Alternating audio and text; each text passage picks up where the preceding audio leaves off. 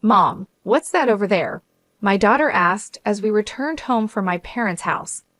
We were met with piles of trash bags in front of our entrance. As we got closer, I realized these bags contained our belongings, thrown together carelessly like trash. Confused, I exclaimed, "What's this? Why is this happening?" My daughter tearfully pulled out her beloved stuffed animal from one of the bags and hugged it tightly. Frustrated, I marched towards the entrance, only to find the locks had been changed while we were out. It was clear my mother-in-law and sister-in-law were behind this. Ringing the doorbell and knocking several times brought no response. "What is this? Isn't it terrible?" I muttered. Upon closer inspection, one of the trash bags had a note that read, "Parasites disappear, never come back."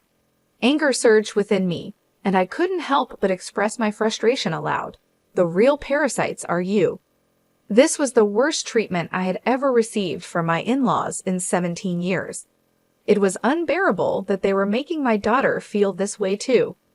My patience exhausted, boiling with anger, I loaded our belongings into the car, and we returned to my parents' house.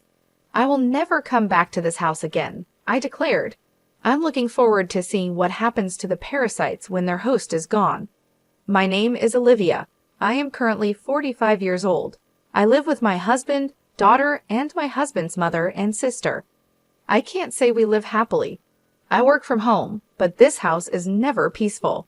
The issue lies with my mother-in-law and sister-in-law, Hannah. They have disliked and ignored me for over 12 years. As my daughter Megan grew up, it bothered me less and less.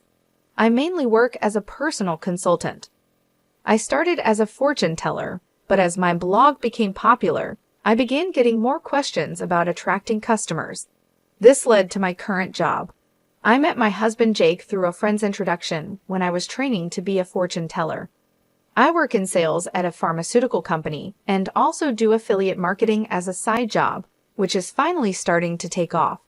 Jake gave me great advice on attracting customers when I struggled with fortune telling. Attracted by his kindness, we started dating and got married a year later. Our income wasn't great at that time, but Jake always supported me. I'm so glad I married Jake. I truly felt this way. Living with my in-laws started about a year after we got married. It began when my father-in-law, who had been healthy, suddenly passed away. My mother-in-law felt insecure about the future and asked my husband to live with us.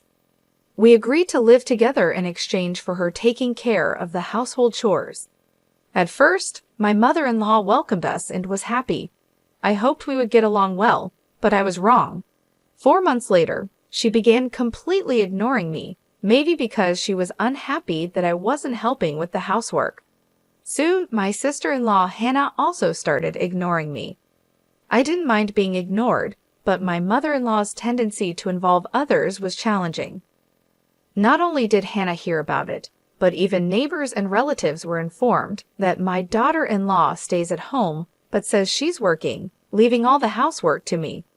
If I stayed even a little, she would talk back 100-fold, so I just ignored her. To make matters worse, my mother-in-law would suggest to others, "You better not talk to her too, it'll be troublesome." As a result, people around the in-law house began giving me only cold responses to my greetings. I felt isolated, and it became very difficult. Despite my pleas to stop spreading strange rumors, my words were completely ignored. Although my mother-in-law's attitude softened slightly when my daughter Megan was born 3 years after we started living together, her overall stance towards me hardly changed. However, she was very fond of Megan, and having her help with household chores and childcare was a huge relief as my work became busier. Around the same time, my husband Jake's side business started to struggle, and he seemed unable to adapt to changes in the affiliate marketing market. He approached me saying, "Olivia, can you increase your contribution to the monthly expenses a bit?" I agreed and mentioned that my consultations were increasing and my new methods were working well. Even though I was willing to help boost his sales, Jake insisted on handling it alone, saying, "I think I'll try it on my own. I'm really sorry." From the start of our marriage, We agreed that Jake would manage the household finances. At first, my income was low, so he allowed me to contribute more when my sales increased.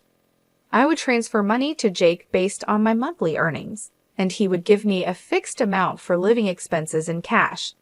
Initially, I could only contribute $300, but now I could transfer up to $3,000, though not every month. I could contribute more if I dipped into savings. I knew Jake was struggling with his side business, but his pride kept him from asking for my help. He started spending more time at caves after work, coming home later and later. When Megan was about 5, Hannah got married and moved out. Since she lived nearby, she often brought her son Frank to our house during the day. When Frank turned 1, Hannah said she wanted to start a part-time job, and my mother-in-law happily offered to take care of him until the evening. Hannah was grateful, saying, "Thank you, I'm so happy." As my mother-in-law started caring for Frank at home, she became very fond of him and began being cold towards Megan. When they fought, my mother-in-law would scold Megan and compare her unfavorably to Frank. Over time, Megan started playing near me and began to dislike my mother-in-law's behavior. I spoke up, saying, "Talk to your mother. Megan and Frank are both her grandchildren. She should treat them the same." Megan is already a big sister in elementary school. However, my mother-in-law's focus shifted, and she approached me, saying, "Things are tough at the company right now. We might not get bonuses, so could you contribute a bit more?" Despite the challenges, my blog's client attraction was successful, and I started receiving more consultations as a consultant, earning far more than I did as a fortune teller. When Jake asked for additional financial support, I responded, "I'm already contributing $4,000 a month. Isn't that enough?"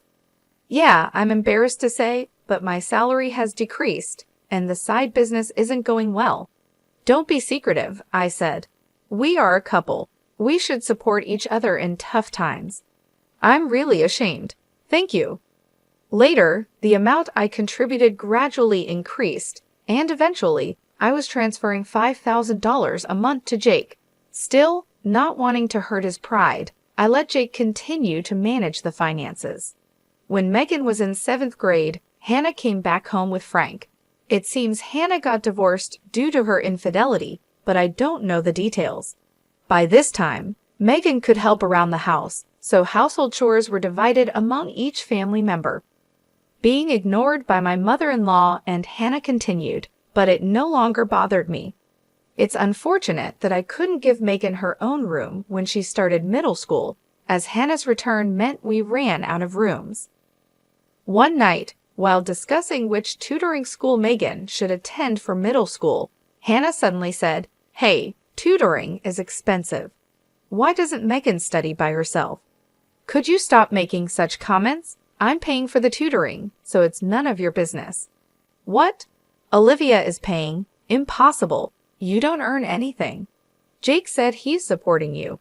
You're just a leech, aren't you? Haha, you married him because he has money, right?" "Exactly. Jake told me not to speak ill of Olivia, but that's just shameless." My mind was filled with questions. What does this mean? What has Jake been telling his mother and the others? Jake is the one supporting this house financially? It's about time we put an end to the parasite's lifestyle. I feel bad for Megan, but if we pay for her tutoring, we won't be able to pay my compensation. Not be able to pay? Are you saying our house is paying for your compensation, Hannah? Jake said he would pay for it. You should spend your money on Frank.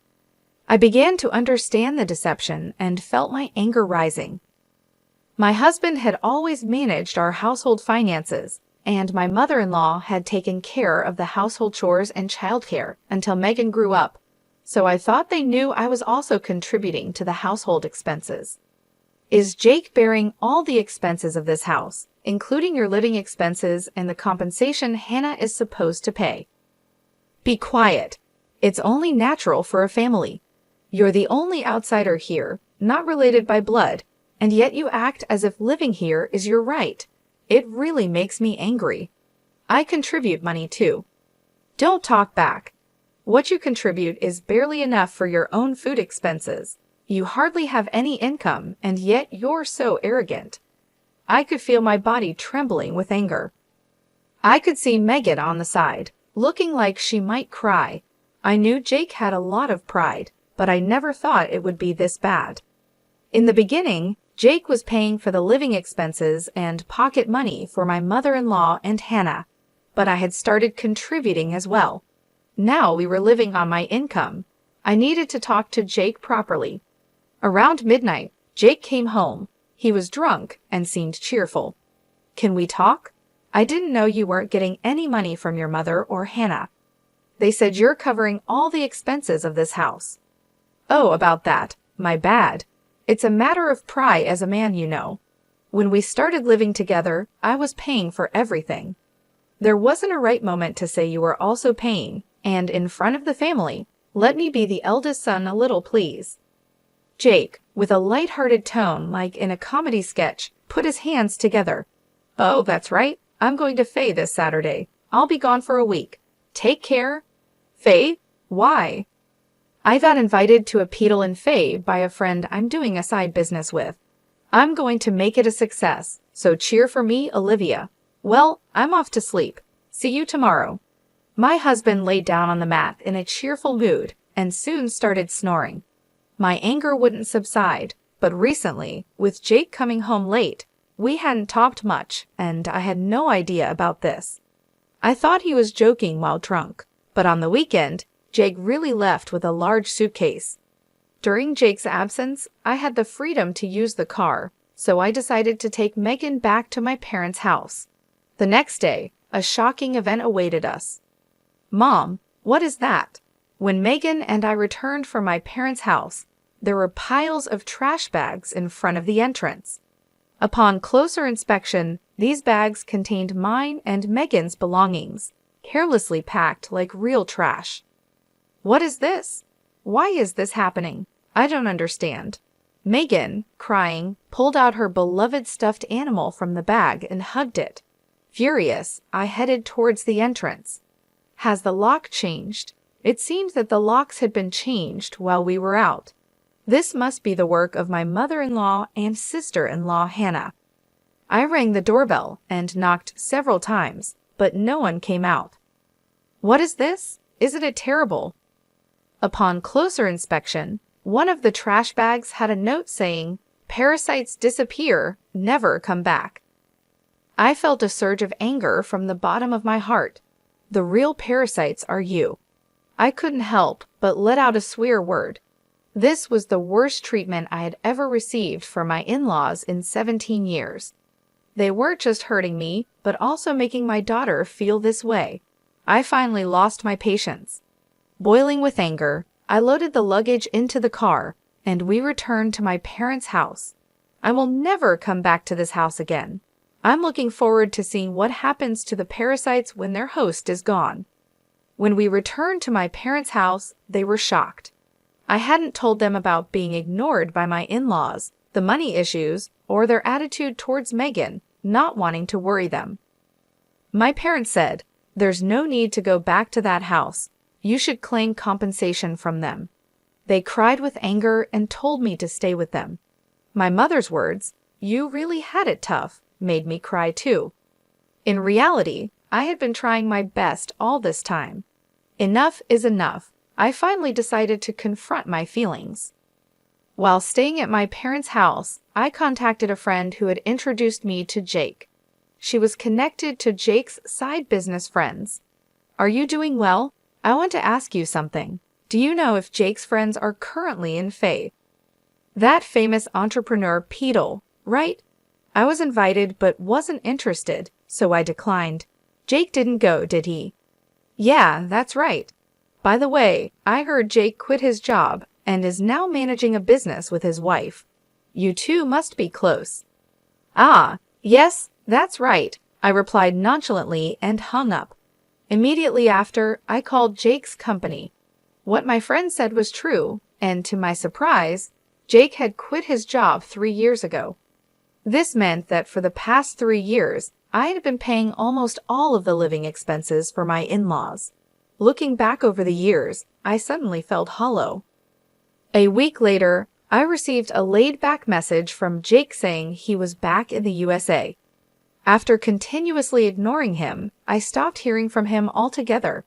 He must have heard the news back home. Expecting persistent contact from Jake, I hired a detective to investigate him. The investigation revealed that Jake, dressed in a suit in the morning, spent his afternoons gambling and evenings at a woman's house. So I asked for an investigation into his infidelity as well. 2 weeks later, Jake called me. It must have been close to his former company's payday, and he was panicking. Olivia, sorry. I couldn't contact you. I'm sorry for what my family did. I heard they kicked you out, and I was thinking, why did it come to this? Really? Did you tell the truth to your mother and Hannah? Jake quickly changed the subject and said something unbelievable. Let's leave that house and live in a new home, just the three of us. I'll cut ties with those who disregard you, Olivia. I'm ready to abandon my mother and Hannah, so please come back. Are you really cutting ties with your mother and Hannah? I was disappointed in Jake and his self-centered actions. So I told him I'm coming back for now, so leave the door unlocked. Jake seemed delayed in responding to my message. A few days later, I returned to my in-laws' house with Megan. Jake, his mother, and Hannah were there, but Frank was nowhere to be seen. I was relieved that Frank didn't have to witness the adults' ugly arguments. When Jake made some remarks, I ignored the displeased pair and took out a divorce form from my bag. I confronted the surprised Jake. I heard you quit your job without telling me. Since we're supposedly managing a business together, does that mean the $5,000 I've been transferring every month was actually your salary? Jake tried to excuse himself. No, that's not it. I told you the business was in trouble, right? So I decided to quit before getting fired. Really? I heard you quit 3 years ago, right? I called your company and it's still not bankrupt. Jake fell silent. I pressed further. By the way, what role do you play in our joint business? Management? Are you the accountant? Jake became increasingly uneasy and started sweating. Jake is supporting the whole family, isn't he, Mother? He quit his job, his side business isn't going well, and yet it's a mystery where the money is coming from. I'm leaving, but please continue to get financial support from Jake. My mother-in-law and Hannah's faces turned pale. But the other day on the phone, you were crying and begging to save only yourself, saying you'd cut ties with your mother and sister. Haha, but that won't happen. I'm also discarding Jake here. What do you mean? I don't understand.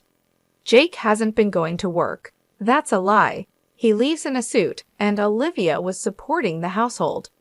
It's true. Olivia has been paying for everything for years. I'm unemployed now and not doing any side business. We're going to have a hard life because you kicked Olivia out. We could have had an easy life without working if you hadn't done anything unnecessary. What do you mean by that? You were planning to abandon us, weren't you? Jake's response made my mother-in-law and Hannah furious, and they started arguing. While they caused a commotion, Megan and I began to take action. I came to pick up some forgotten items. I took a cleaning robot bought within the last 5 months, an expensive microwave favored by my mother-in-law, and the beauty device Hannah had gotten from Jake. Wait, that's mine. This is mine since I bought it with my money, or you can pay me back for it. Hannah fell silent at my words. Then I searched for and gathered my belongings from their rooms. The items they had put out did not include my expensive brand bags and accessories. Why are you taking that too? This is mine. I ignored their complaints and sweet talk. Finally, I dropped a bombshell on Jake. Oh, I forgot. I plan to claim compensation from your mistress, Lauren. Tell her it's no use running away. What? How do you know about her? I know you went to Faye with Lauren recently. Good for you, right? Of course, I have all the evidence of the affair, so no escaping that. No way. You've been deceiving me and having fun for the past 3 years. I'll be claiming compensation for the affair, child support for Megan, and oh, you were secretly paying Hannah's compensation too. I'll be claiming that back as well." As I prepared to leave, my mother-in-law and Hannah desperately tried to stop me. "I was wrong, Olivia. I'm sorry. We just believed what Jake said. We can't live without you. We'll do anything. Please help us. I can't pay you back for the compensation. I'm sorry too. I apologize for everything. You'll forgive us, right?" I couldn't help but laugh at their foolish faces. They finally realized who had been supporting their lifestyle, realizing too late that their non-blood-related support was gone. "Let's just ignore these people, Mom. Let's go home." "Yes, that's right. Jake, you'll be hearing from the lawyer soon. Please take care of it." Leaving a dejected Jake behind, we returned home with the items we had collected. Later, my divorce with Jake was finalized, and I demanded compensation through a lawyer. I received many apologies and pleas for reconciliation from my mother-in-law and Hannah, but I ignored them all. Surprisingly, there was still some inheritance left from Jake's father. The fact that they had been living off my money without using their own made me angry again. However, the inheritance wasn't enough for the compensation, and ultimately, they had to sell the house to make a lump sum payment. Naturally, this included the compensation I had been paying for Hannah. After selling the house, I don't know what became of Jake's family. I hope Jake can take care of his family, but ultimately he will choose his own path. I'd also claimed compensation from Jake's mistress, which led to an unexpected revelation. Through the lawyer, I informed her that Jake was unemployed and I had been supporting the family. Jake had deceived her, claiming he was an entrepreneur with a successful business. They broke up after an argument. Megan and I moved to an apartment, and I was able to give her the room she had longed for. I don't think my 17 years were wasted, but sometimes I wonder if I should have made a decision when I started being ignored. Now I feel happy that my home is a peaceful place,